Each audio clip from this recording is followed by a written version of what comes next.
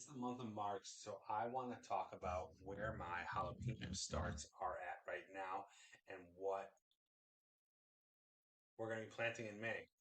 We're a few months away, so this is where I'm at with my jalapeno. This guy has obviously been potted up a few times, and we will be ready to go into the ground in May. Obviously, I'm joking a little bit. That is a jalapeno plant, but that is a jalapeno plant that I overwintered. And I'll bring it back into the screen for everyone. But uh, this guy is a plant from last year. I dug it out, put it in this 5 gallon Menards bucket, kept it watered every once in a while, and in my basement, um, the leaves all fell off like every other plant. And here we are. Now the leaves are coming back as spring starts to arrive here. I'm in the suburbs of Chicago, Zone 6A, but this is an overwintered jalapeno, and it'll be going back in to my garden in May after the frost. The threat of frost is gone.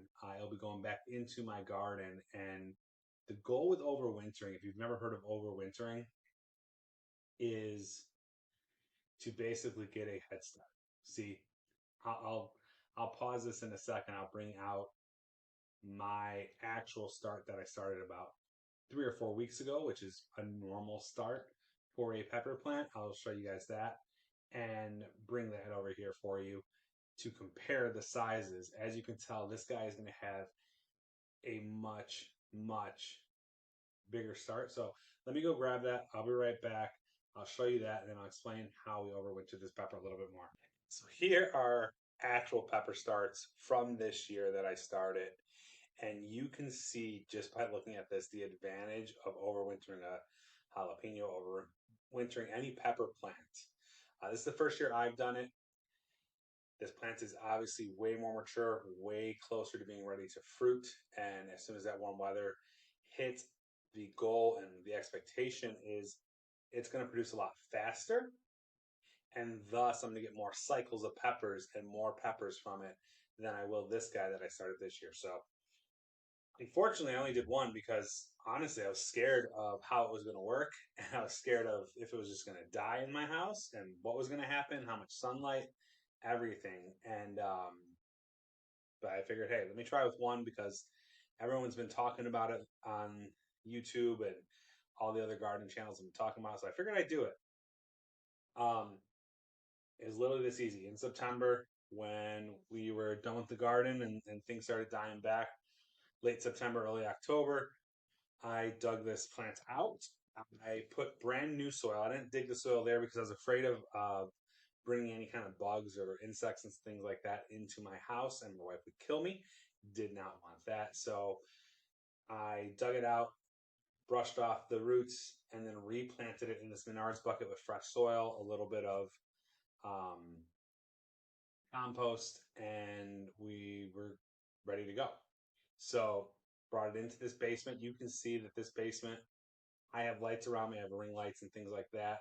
But this is not a bright basement. That's really, I have two windows like that are covered like that. I had no artificial lights on it really at all um, for the whole winter, and the plant did just perfectly fine. So just being warm enough to survive. It's used to winter being less sunny and not really having a whole lot of light, and it survived. It really didn't need much. So now, like I said, we're going to go ahead and plant this in May, and we're going to be ready. This guy, on the other hand, is a normal pepper plant. If you are in zone 6, 5, Chicago's technically zone 5, but I'm in a south suburb, so I'm technically zone 6. If you haven't started your pepper plants, you got to start them now in March. February is even a little bit better of a time because you can get some growth on it, get ahead of the game on it, and be ready to go.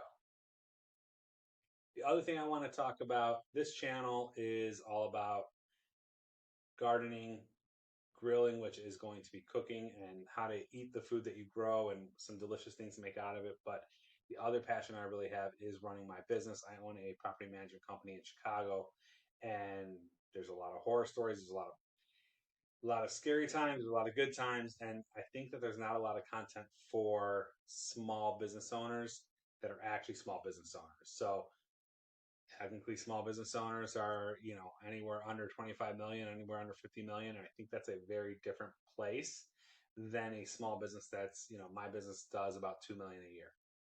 And I think that the struggles that we go through aren't highlighted enough um, through through the place, and I want to compare that. So, and this is a great analogy, right? When I started the video, I was talking about this being the if you're not this big yet in March, that you're behind.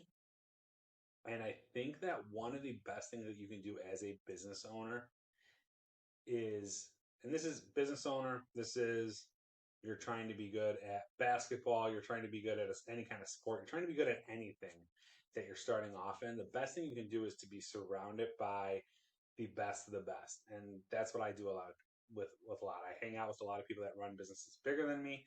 I hang out with people in the same industry. I hang out with people in other industries that are just kicking ass, and they're doing awesome. But sometimes you get that feeling because you're hanging out with all these people that are kicking ass that you're not good enough, that you're not far enough along, that these struggles you shouldn't be having. But let me tell you something. When you start actually sitting down drinking with these people that are titans of your industry and all that stuff, they went through all the shit that you're probably going through if you're running a smaller business. And the problem is, the difference is, you started the business a few years ago, they started the business 10 years ago. And that's what makes it such a huge difference. This pepper plant was started not in February of 2026, but February 2025. So yes, it is a lot bigger than this pepper plant.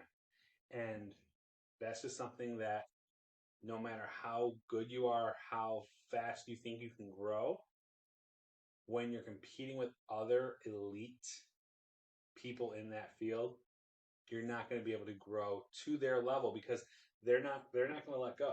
They're going to keep growing just as fast as you. So if you start here and they start here, and you're both growing at the same speed, they're always, even if you grow faster than them slightly, they're always going to be ahead of you. So just want to give out that word of encouragement. That's for everything. That's for running a business. That's for, if you're a younger kid playing sports and you realize that the kid that's been playing basketball or baseball since they were 4 or 5 is 10 times better than you, and you only started this year, like, give it some time, learn the game. Business to me is a game. Learn the game, figure out the ins and outs of it, get better at it every day, and you'll soon enough see that you are now, a year later, you're this big, and then there's new plants being grown the next year, and you're 10 times the size of them, and they're behind the 8 ball. So no matter when you start, there's people behind you and there's people in front of you, and you got to keep pushing, keep pushing. Eventually, the people in front of you will retire or go out of business, or any of those things, and yeah, that's when you'll be the biggest on the block. But until then, it's going to be very hard to catch up to a lot of them if they're equal levels. Now, if you're hanging out with a bunch of people that suck at what they're doing and are, not trying to be the biggest and not trying to grow and all that stuff, yeah, you can pass those. You're going to pass a lot of people when you start because they're just never going. Those are the people that are never going to be successful. But the successful people, the people that you want to hang around with, it's going to take a lot to pass them. It's going to take decades, not years or months or days. So keep at it. If you like this kind of content, whether you just came for the gardening stuff, whether you came for the pep talk, whether you came for business side of things, go ahead and let me know in the comments. Subscribe. It's one of our first videos that we're putting out, probably the first video, depending on which order I release them. So would love to hear your feedback on what you guys think. Thanks.